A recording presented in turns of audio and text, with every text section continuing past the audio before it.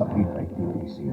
Ang asawang lalaking iyong nanasay, pasasako ka sa kanya at siya mong susundin. Sinusumpa ko ang ropa. Sa pagod at pawis, pagkain mo'y mga kanin. Maghihirap ka hanggang sa malibing. Dahil sa alabok, doon ka ng galing. Sa lupang alabok ay babalik ka rin. Susiha, Ginoo, ang kinabuhi ko nga nagkinahanglan sa tandog mo. Ukawa ang ako na ikatulog nga paghigugma diha kanimo Ginoo. Kopi ako og akson mo, ikaw ang akong gitinguha ug ipangandoy Ginoo sa makawasa pagbawa ko. Punon mo aniya ako, Ginoo.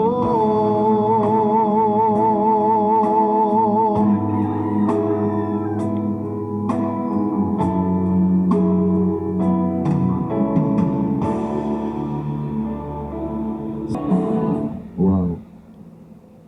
Ay, hapon ka rin yung tanan. Mga bata, may hapon ka rin yung tanan.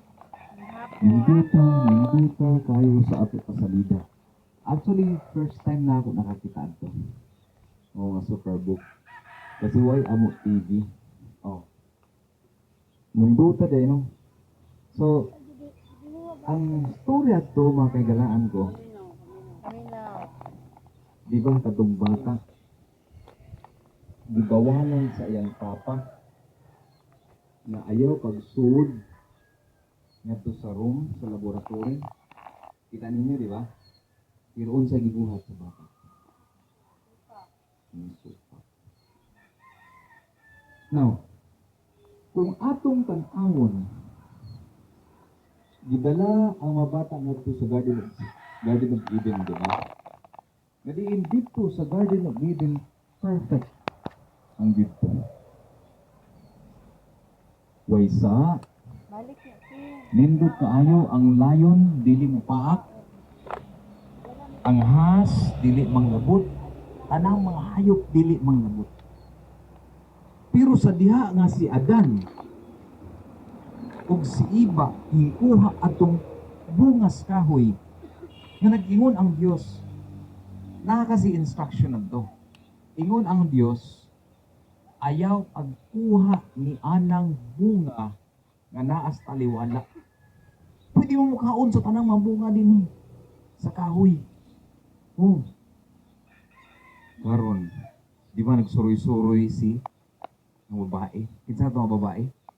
Si Eve. Iba. Gitintal sa usa ka halas, usa ka has. Ngayon sa Biblia, ang has mo pinakanindot kaayo. Unsay nindot kaayo nga hayop? Sa unang panahon, has. Bitin. Ingon ang has, kaon, may sama ka sa Diyos. Maging wise ka. Maging maalamon ka. Pero siya, no, dili pwede. Kasi, once na muhikap mi, kami mamatay. Mukaon, mamatay na. Unya, ingon pang has, paghikap niya sa bunga, noon sa namatay, wa no? Ingon ang has, natanawa. Wa lagi ka mamatay, no? So, karon sa lakto nga pag-istorya, nakasa si Iba. Ug si Adan kay gitagaan man adtong bunga. Dili man sanas, tong bunga. Kunya na open ang ilang mga mata. Nahibalo sila nga sila mga kubo. Unya, kada adlaw kasi mo bisita ang God. Karon, Gipangita nila si Adan. Gipangita niya si Adan. Adan, asa man ka? Ingon si Adan. Di ako nagtago. No.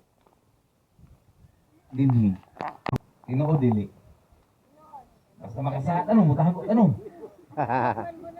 Adlo kan bunalan. Same gihapon. Nahin ako ng Adan. Adlo. Ngano man hingkawon ka? Hindi o. Sabi ninyo, dunay punishment. Ngayon ta, dito sila sa Garden of Eden, kanindot, punta.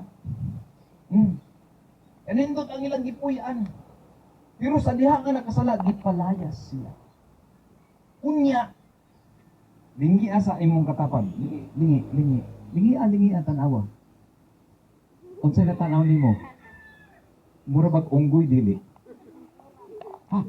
Mura lang. Murag unggoy. Grabe ay. Dili ay. Kasi ang ingon ni teacher, nga kita kunugikan sa unggoy. Amo nang gipalingin ako. Dili wad. Joke na to nga murag unggoy. So sa to padilit nagikan sa unggoy.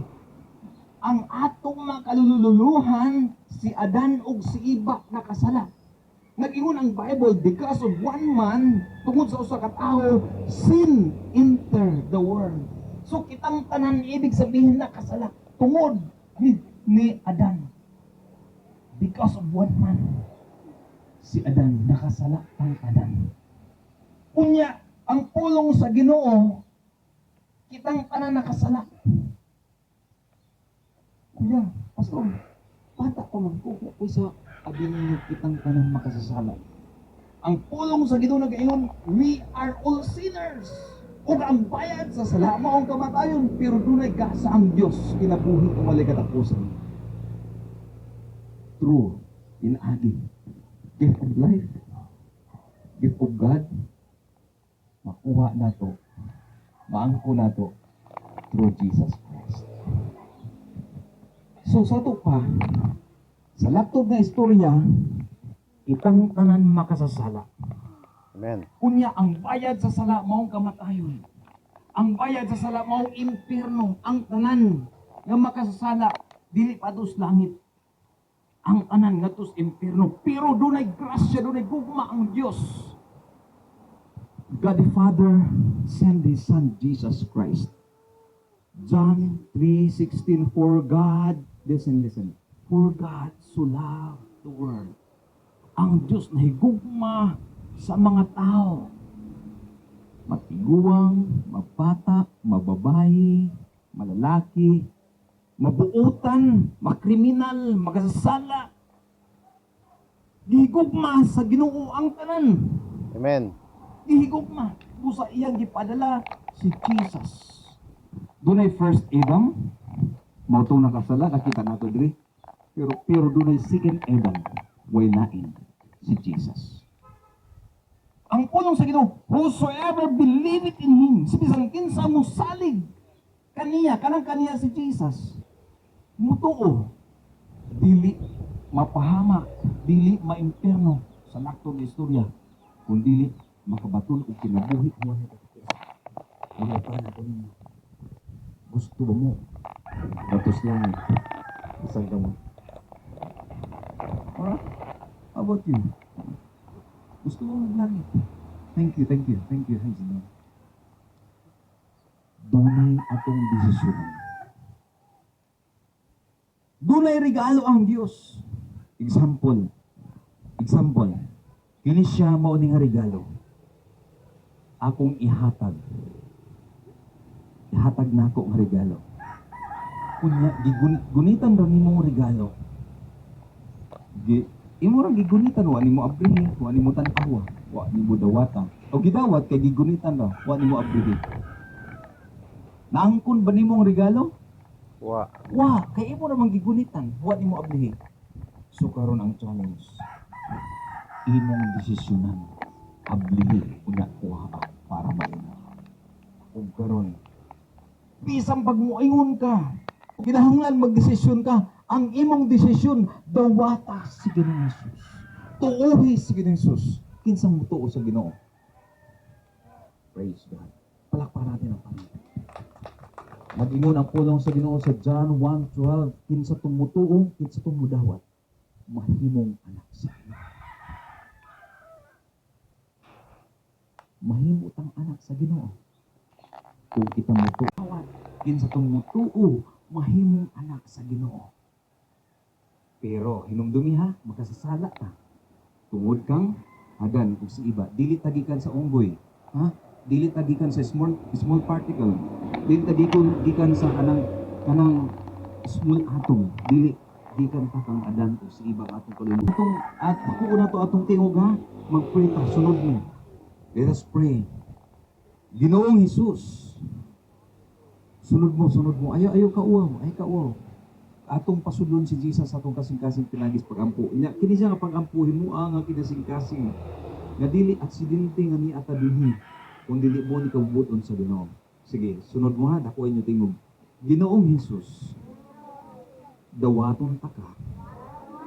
Ingon nga Ginoo ug personal nga manluluwas. Musalig umutuo ko nimo na ikaw namatay gilubong naman nabanhaw pag ikatulog adlaw nabanhaw ka ug karon Ginoo nakasabot ko nga mobalik pagka para kanako. Ginoo, ikaw na may magbuot sa akong kinabuhi. Ipigi ako, i-preserve nimo ang akong kinabuhi. Masakop ako sa turil sa kaluwasan. Gikan karon, ikaw na mao'y magbuot ka nako. Isurrender na ako ang akong kinabuhi. Yan. Sa pangalan ng Jesus. Amen. Palakpakan natin ang Panginoon. Nag-iunang ang pulong sa Ginoo. Kinsa tumutuo, kinsa tumudawat, mahimo anak sa Ginoo. So, duha na yung papa. Na yung papa ni mo nga sa langit, doon na po'y papa din mo. Ang papa ni mo din limitado, ang ihatag. Pero ang Diyos, kinabuhi ang wali katapusan. Dili ka ma-impierno, kung dili magkapatungkad kinabuhi ang wali katapusan. Mag-pray ko ninyo. Just bow your head. Heavenly Father, the God of Abraham, the God of Isaac, Jacob, and Joseph, the patriarchs, the same God na among ginatawag karon. Ikaw o Diyos among ginatawag. Naibalo ikaw o Diyos sa kasing-kasing ng mga katawhan karon ng mga bata karon Ginoo, mga babae ug lalaki. Ako mapaghampo Ginoo nga kini o Diyos. Dili nimo o Diyos pasagdan. O i-preserve nimo o Diyos ang ilang kinabuhi Ginoo. Ikaw Ginoo magagiya kanila o Diyos. Maluwas sila Ginoo. Dadun mo sa imong himaya. Ayaw itugot o Diyos. Ayaw itugot o Diyos nga motipas sila Ginoo. Ngadto sa to wala kundi magatutok diha kanila. Gutomon sila, uhawon sila sa imong balang pulong. Starting today, Lord, ang mga pulong na ilang nadungog, may tisok sa ilang kasing-kasing kung kini-Ginoo mutubo. Kung pahimo sila Ginoo nga genuine Christian, niya ikaw maong magbubuot sa mga. Dalayon ka sa wala katapusan. Salamat Ginoo kang Pastor Neil, Ma'am Edin, ang grupo, kiningatin Lord. I pray, Father God, provision, compassion, zeal, O God, sa pagpamuhat, susama ni ini, Ginoo, dili mapalong, kung dili magapadayon, Ginoo, kay mao kini ang imong sugo, O Diyos. O kini, Ginoo, ang maayo, para sa pag-reach, Ginoo, sa mga unreach, O God. Dalaygon ka sa walay katapusan busa, Ginoo, akong pag-ampo sa pagtipig. Itigan mo sila, o katagan mo sila, Ginoo, o provision sa lapiano ng bahin, maayong panglawas, maayong pangunahuna, kalipay, kalinaw, na nagagitan ka niyo. Dalaygon ka sa walay katapusan, Diyos. Salamat Ginoo nga naging part ko ni ginungatin para pag-evangelize sa mga tao, Diyos, na dinadinhong nakita. Akong paghangyo, Ginoo, matindog ang tinuod nga church, kining among ginatindugan ka. Ug akong ginahinginlan ang buhat sa kaaway sa pangalan ni Jesus, in the name of Jesus, demonic spirit, I rebuke you. Ako kang palayason. Mga kagamhanan sa kalangitan, sa pangalan ni Jesus, ayaw pagsabok-samok din hindapita. Sa pangalan ni Jesus, sa pangalan ni Jesus, by the blood of Jesus, by the blood of Jesus, by the blood of Jesus, demonic spirit, palayo, hawa din niya, ayaw pagsilabok. In the name of Jesus, in the name of Jesus, ang imo gidong kagamhanan, let your power mag-demonstrate kinahindapita. Ang mga manlulunda, Ginoo, mo'y mga kural, ug walay usa, bisan unsa nga buhat sa away makatouch. Amen. Silyuhan ni naman, ako kanyang the third member of the tribe. Pinapasilyuhan among gipangayo ang tanan, hinaagi sa ngalan ng Jesus. Amen. Palakpakan natin ang Panginoon. Wow, glory to the Panginoon. Thank you. God, ato ang gitawag og maayong balita para to sa tanan. Gagmayng bata, dagko, batanon, tigulang tanan. Oh, kuya, welcome. Alam niya, salamat. Dayo. Mo host, abot Kakong na. na kana mga Lord. bata. Samtang nag-prepare mi sa atong pagkaon, nagdala man mi og pansit, og sliced bread, nag-prepare mi na dito. Awang yun, akong anak si Journal, pasalidain sila na katong mga animals bitaw na creation.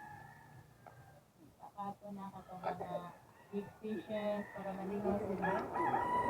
Okay, anak.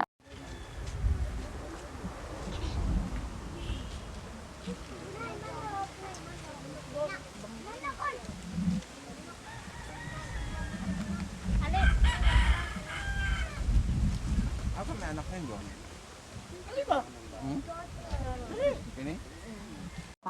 Sa mga mananap nga nagpuyo sa tubig, apil ang tanang matang sa mga mananap nga nagalupad.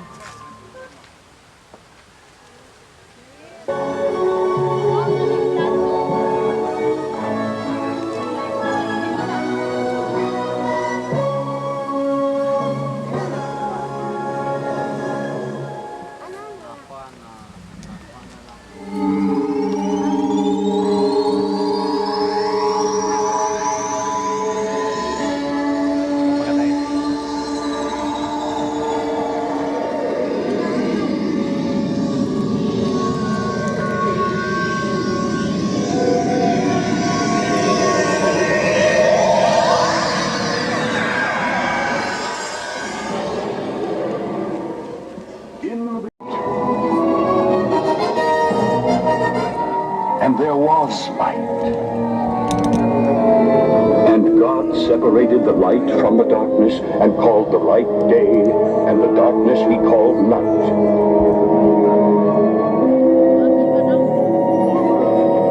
There was evening, and there was morning, the first day. On the second day, God said, "Let the waters separate and form a space, a sky above and oceans below. And let that space be called heaven."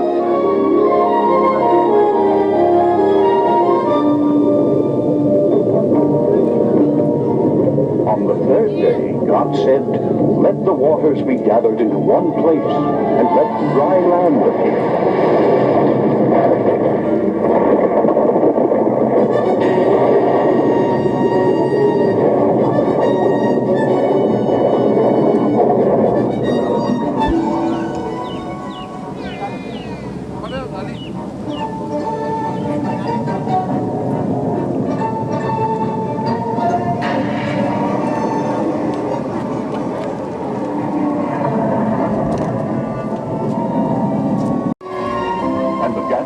waters he called seas, and he saw that it was good. Then God said, "Let the earth bring forth grass, and seed-bearing